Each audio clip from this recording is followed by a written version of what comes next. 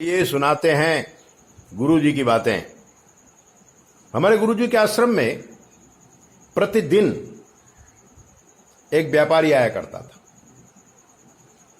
और व्यापारी आकर के आधा घंटा तक भोले बाबा को मनाता था, पूजा करता था, बिलीपत्र चढ़ाता था। बाद में सभी महात्माओं को नमस्कार करके व्यापारी चला जाता था। काफी दिन हो गया था, गुरु जी के पास भी आता भी नहीं था। लेकिन एक दिन दुखी होकर के वो गुरु जी के पास आया। गुरु जी को प्रणाम करके उनके सामने बैठ गया, हाथ जोड़ लिया। गुरु जी ने प्रश्न किया, आसाराम जी क्या पूछना चाहते हो और आज तुम इतने दुखी क्यों हो? आसाराम जी ने कहा, गुरुदेव मेरी वृद्धावस्था आ गई है। मैंने कल अपने धन का हिसाब लगाया, मेरे घर का जो खर्चा है उसका भी हिसाब लगाया और मैंने देखा कि मेरे बच्चे के बच्चे के बच्चे के बच्चा 7 पीढ़ी तक खाए, इतना धन मैंने कमाया है। तब मुझे चिंता हो गई है कि मेरी 8वीं पीढ़ी क्या खाएगी।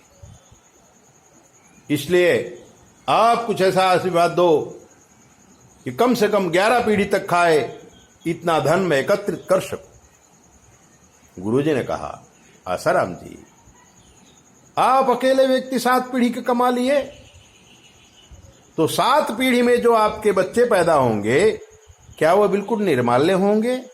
वो कुछ नहीं कमाएंगे?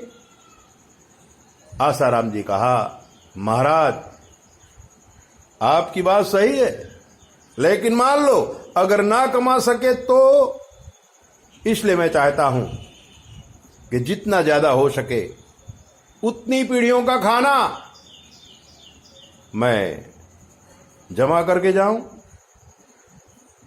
गुरुजी ने कहा, अच्छा चलो ध्यान करेंगे, कल सुबह आना। आसाराम जी सुबह थोड़ा जल्दी आ गए, भगवान को मनाया। गुरुजी बैठे बैठे जप कर रहे थे। गुरुजी के चरणों में नमस्कार करके आसाराम ने कहा, गुरुजी मेरे प्रश्न का जवाब। गुरुजी ने कहा, बहुत अच्छी बात है, तुम्हारे प्रश्न का जवाब मिल गया है, लेकिन हमारा भी थोड़ा काम करना पड़ेगा। बोले क्या करेंगे? बोले हमारे गुरुजी स्वर्गलोक में रहते हैं और उन्होंने कल हमें आज्ञा की है कि जल पीने का पात्र कमंडल उनका टूट गया है, तो ये हमारा कमंडल तुम ले जाओ, गुरुजी को दे देना। आसाराम जी ने कमंडल ले तो लिया, लेकिन फिर सोचा, भाई ये कमंडल मैं कैसे ले जाऊंगा, क्योंकि मैं तो मर जाऊंगा, लोग मुझे जला देंगे। कमंडल लेके मैं कैसे पहुंचूंगा? हाथ जोड़ करके आसाराम जी कहने लगे, गुरुजी ये सेवा किसी और को दीजिए, क्योंकि ये कमंडल लेकर के मैं स्वर्गलोक नहीं जा सकता। तो गुरुजी ने कहा, फिर क्या क्या लेके जा सकते हो? बोले लेके तो कौन, कोई कुछ जाता ही नहीं है। तो गुरुजी ने कहा, आसाराम जी अगर आप कुछ लेके नहीं जा सकते हैं और लेके नहीं आए हैं तो फिर इतनी हाय हाय क्यों करते हो? जो कमाते हो उसका दशांश दान करो, भंडारा करो और पुण्य साथ में लेकर के जाओ। और गुरुजी ने अपना हाथ आसाराम जी के मस्तक पर रखा था। आसाराम को ब्रह्म ज्ञान हुआ था, जो मोह दृष्टि थी वो छूट गई थी। साष्टांग दंडवत प्रणाम करते हुए आसाराम ने गुरुजी से अब सही मांग की थी, गुरुजी मेरा मार्गदर्शन करें, मैं अपने द्रव्य को किस तरह खर्चा करूं, आप आज्ञा करते जाइए और मैं दान पुण्य करता जाऊं तो मैं अपने आप को बड़ा भाग्यशाली समझूंगा। मित्रों यही बात तो है, लोग समझ ही नहीं पाते कि हम मर जाएंगे। इसीलिए कभी बहन का धन ले लेते हैं, कभी भाई का धन ले लेते हैं, कभी चोरी कर लेते हैं। न मालूम कितने प्रकार के पाप प्रतिदिन करते हैं। वो क्यों करते हैं? इसलिए करते हैं कि वो सोचते हैं कि हम नहीं मरेंगे, बल्कि वो देखते हैं वो आदमी अच्छा था, मर गया, बुरा था, मर गया।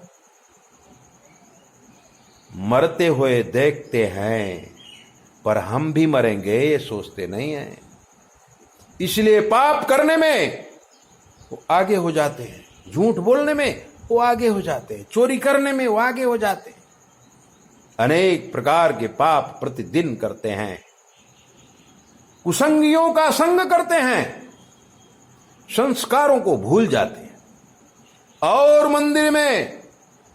मंदिर में बैठ करके गंदे विचार करते हैं। मंदिर वो जगह है, इसलिए बनाया ऋषि मुनियों ने।